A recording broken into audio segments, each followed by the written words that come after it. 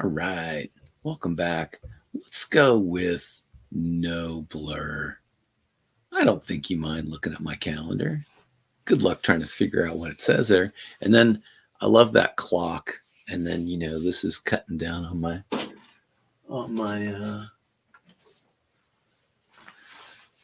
echo in the room. So, hey, welcome. And this one's going to be pretty quick. I just got a notification. I guess I'm going to have to check that later.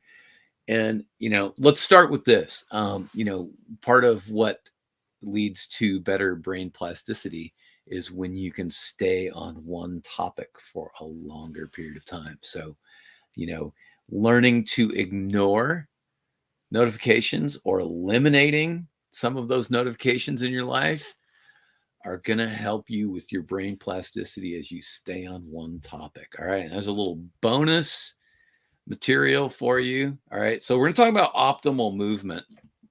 And here's a book that was recommended to me by Dave Fish, former head coach at Harvard University, and pretty smart guy, right?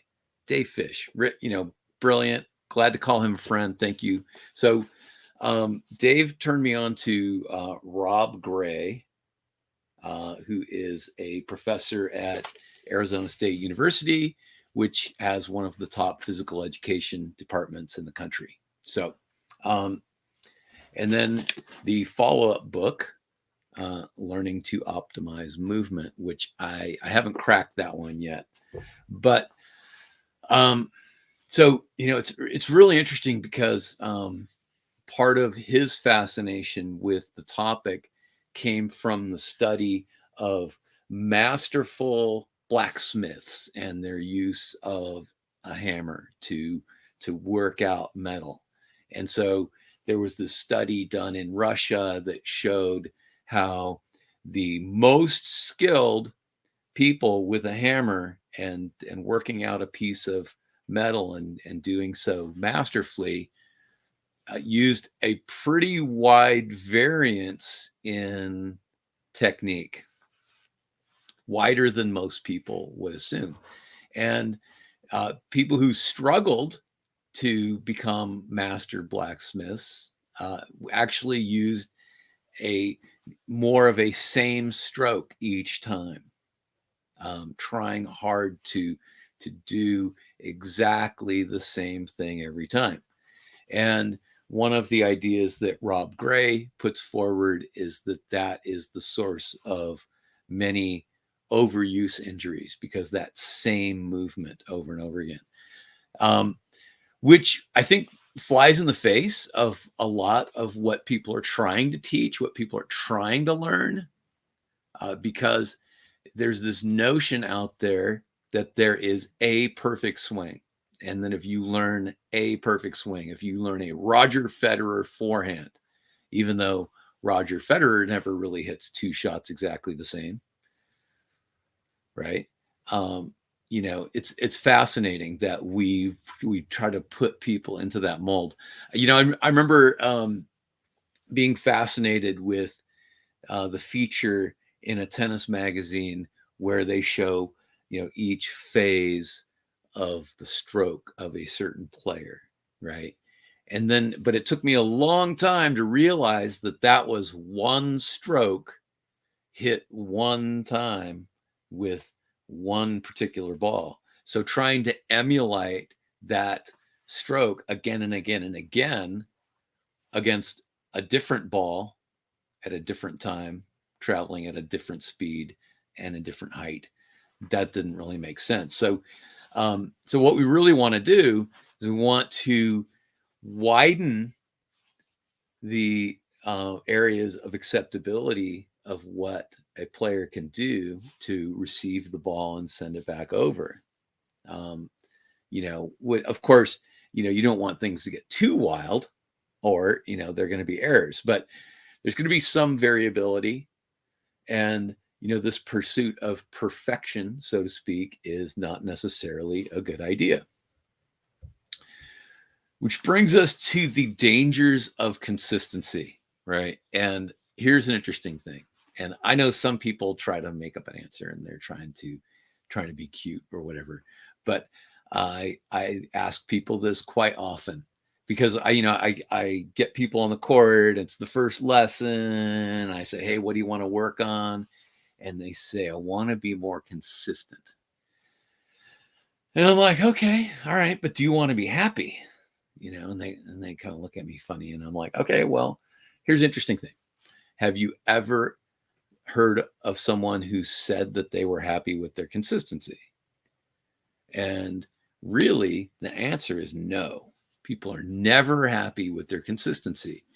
So try, train to become more consistent, and it never leads to happiness. So I was like, okay, all right. So do you want to be miserable? Is that what you want to be?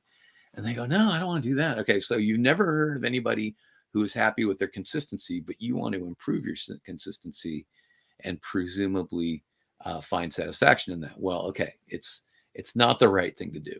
So let's redirect that. How about this? How about if we help you make more shots in the court? And that's something we can measure, because in the mind of the one who's seeking consistency, every error that they make is more proof of inconsistency. So, people point to, some of the top players who seemingly never miss, right? And, Nadal, when he was young and all he ever did was grind, he made fewer errors, and he would have sets where he had 3 errors, 3 unforced errors in a set, or, 7 or 5, under 10, which is outstanding. It's just amazing. But he still made errors. But so, I say, hey, look, when you say I want to be more consistent, the standard that people make for that is impossible. So we're going to measure how many shots you can currently make in the court. Oh, look, you just made two first serves out of 10. All right. So let's get you to 5. Let's get you to 5. And then let's see what you have to do in order to get to 7. Right. And if you can consistently, when you're practicing, make 8 out of 10 first serves, then there's a good chance that in a match you're going to be able to hit more than 60% in, because practice is a little bit less pressure laden than a match, right? So you have to have these practice things where you realize that when they go into competition, it's probably going to be a little bit less. But we don't expect 10 out of 10, nor is 10 out of 10 an ideal thing, because there's a trade-off between the and high serve percentage. So ideally, a more offensive player is probably going to be hitting 62 to 65% of their first serves in. A slightly more defensive player is probably going to try to get 70% of their serves in. With lots of variety of spins and placements and all that stuff. So we want to stay away from that consistency, which also leads to this idea that if I learn the one perfect infallible stroke, then I'll be doing better. But then in pursuit of that one perfect infallible stroke, then you get this idea of hitting the ball the same way every time, which then leads to problems like tennis elbow and golfer's elbow and, shoulder issues and wrist issues from just grinding and hitting that same ball over and over again. So we're going to move on now to V02 max, right? So I have my phone here. Yeah, my V02 max right now is pretty horrendous. So I'm trying to work on this.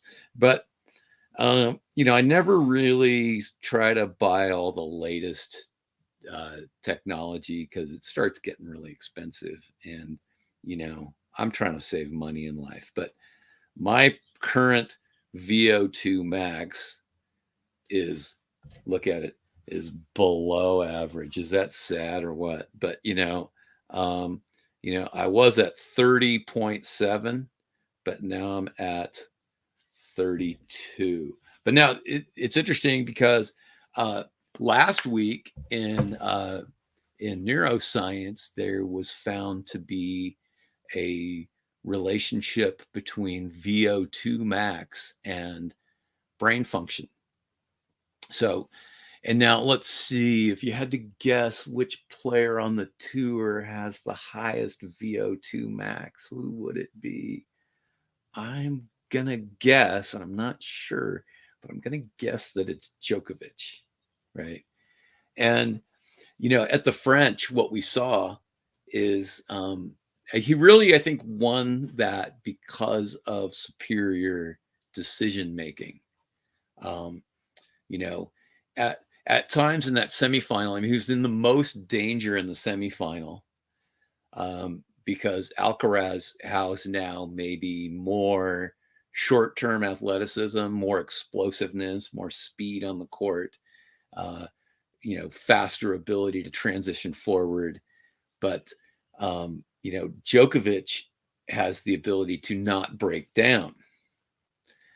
And he also, his decision making was really spot on, especially I was noticing when he was coming forward to handle drop shots. And the one of the really interesting factors as it went to quarterfinals and beyond was how much great touch net play there was at the French on the men's side, especially with drop shots and the cat and mouse of hitting another drop shot straight ahead or cross court or poking it down the line or the lob. So that kind of decision making is something that you really have to pay attention to, right? So let's see, I have a comment. All right, so Floodland 99 says Diminar.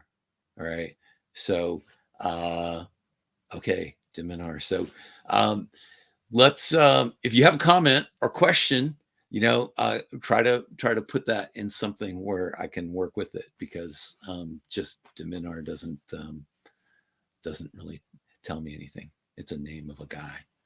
I didn't see him play much at the French.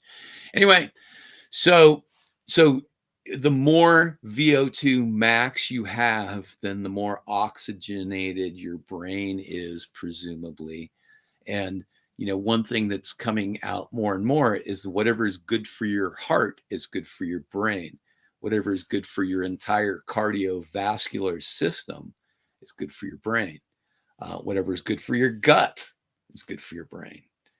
And so, there's this, now I think there's a shift going on in my mind, especially because I'm reading a book called Outlive by Peter Attia, which I don't love the book because I think it's a little too focused on medicines and drugs, because I would like there to be more focus on nutrition and whatnot. But Peter Attia says that perhaps the number one thing that you can do to increase your longevity for your brain is exercise.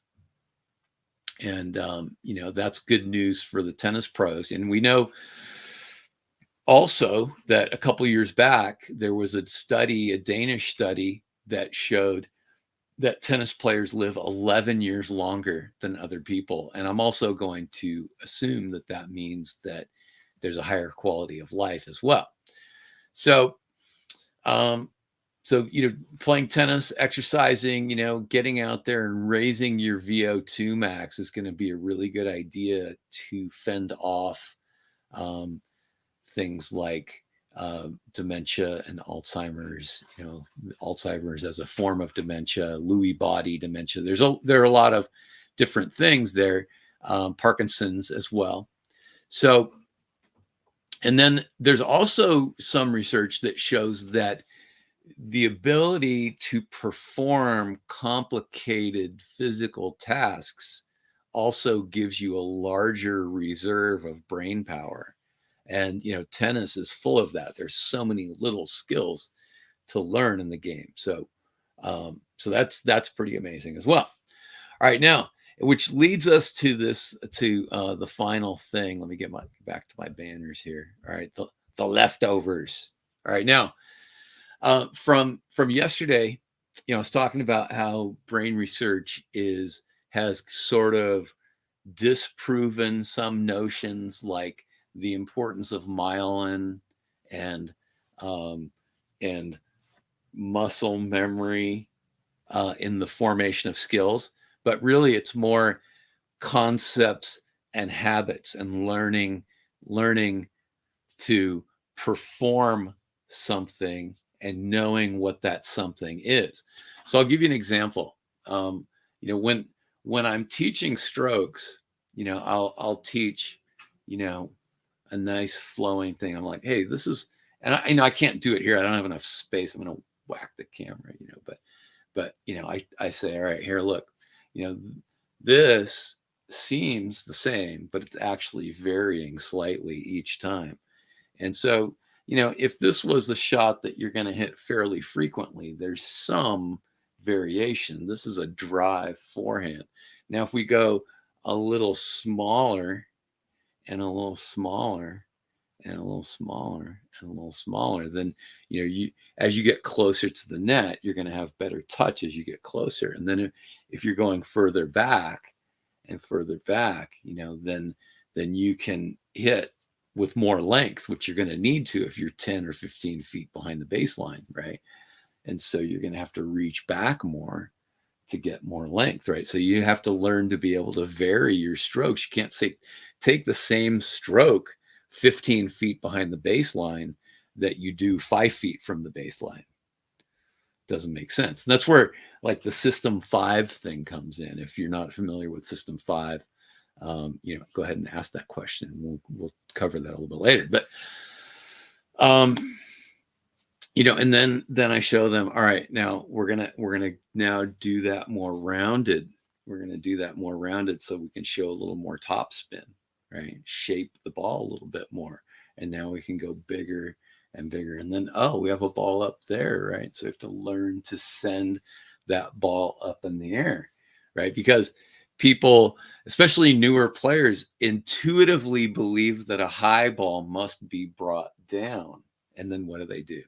They hit in the net, or they hit a very short ball, and now they're under attack. So being able to take that high ball and hitting another high, deep shot to the other player keeps everything fairly equal, unless you can hit the ball higher and deeper than they do, right? But now this gets into a concept, because I say, look, there's all this variability. I mean, you can go above your shoulder and then let the racket come down and really pump something, go much long oval swing, right? So it's important to be able to have this variability. But now these are all the different forms that your ground strokes can take. And now it's just a matter of learning how, when a certain ball comes a certain way, that then you're gonna hit that ball that way. And then what ends up happening is there'll be a certain kind of shot that a player is struggling with, and they are missing that more than any other shot. So I go, all right, look, let's dwell there. Okay, when you see that ball, and I'm going to give you that ball over and over again now, then you need to do this, right? When somebody slices low and soft, you have to lift that ball up over the net. Otherwise, you're going to poke it right into the net, right? So very important to, eliminate errors, so you find the most common error that a player makes and eliminate that, and then teach a wide variety of skills on how to hit certain kinds of shots. So, but then what ends up happening from there is that now that you have the whole thing, then you can start to identify which phase is not going right, right? Does the player not prepare? Does the player not let the racket drop? Does the player not bring the racket all the way up through for a clean contact? Do they fail to follow through adequately on the shot? Do they freeze up at the end, or do they have a nice relaxation phase, you can isolate one of those things, and you can work on that one thing within the framework of the big thing. Now, the big point that I'm trying to get to that I didn't make yesterday is that back in the day, more coaches spent more time demonstrating. So, and I think that this has been lost over the years. I think fewer coaches are demonstrating, and they're leaving the player alone, right? But, some of you coaches who are out there using your apps on your phone, and you have a player for them to compare themselves to, and you can do the side by side and all that. There's some value in that, except of course that if you only have, and that's a little bit limited, but even so, having that comparison. But now you, the live coach right in front of them, who has the capacity to hit any shot you want, you need to demonstrate those strokes. And then what that will invoke is the player's ability to imitate and reproduce what you've done. And once they've done something that's pretty darn close to what you want, then it's really important to acknowledge that and say, okay, what did that look like? How did that feel? And then, get that feeling again, reproduce that. And then what happens is then they start to build a habit that aligns with the concept of what they've learned. And, the concept is not going to be created by saying, okay, first get in a ready position, then do this, then do that, then do that, then do this, then do that, then do that. I see sometimes on YouTube, there'll be like, do this one thing on the serve, and then your serve will just be automatically good, right? Gain 10 miles an hour, 15 miles an hour on your serve with one thing, right? And then there's another video, and that person says, do these 5 things, right? And then another video says, do these 9 things, right? But the one thing that the one person said, this who says 5 includes that, but the one who does 9 doesn't. The one who does 5 disagrees with the one who does 9 on like 2 or 3 points. You see where I'm headed with this? And you have people who are consuming this stuff, and they're not clear on the concept. So I hope that helps it make sense, and they have their buddy that they play doubles with. It goes, hey, you know what? You know what you should do? You should do this, right? Because I'm a 3-5 genius and I've got it all figured out. So, yeah, coaches, demonstrate a lot. And then when a player has done something really well, make sure you've got that on video and you can show them, right? And then, like, one thing I do with serves, and I mentioned this before, is I'll have them serve a few times and I'll have them look at it. And I'm like, okay, what do you see? And they go, oh man, I didn't realize I moved my foot forward so much. I'm like, okay, good, right? So here's what we're going to do. We're going to eliminate unnecessary movements, and we're going to line things up into more efficient movement. And, generally it comes down to how well lined up are they at contact with their body, all the energy going through the kinetic chain towards contact. That's a pretty simple thing to understand and look at and compare, and then also to see the diminishing of all those little angles that are compromising energy. So anyway, I've gone on way longer than I wanted to, but be sure if you have any questions, send me a question. If you have a comment, try to make it, give me a couple of sentences. I mean, I have to understand what you're saying in order to be able to respond. And I do appreciate that. All the comments make a big difference. So like it, share it, and do all that. All right. So it's me, Bill Patton, and signing off. Hope to see some of you again. I hope to see some of you on Sunday in Mission Viejo. Dave Borelli and Steve Riggs are running an amazing coaches workshop. Hope that you'll be there. Sunday, June 25th, 2023. So if you're watching this later, yeah, there's an expiration date. All right. Take care.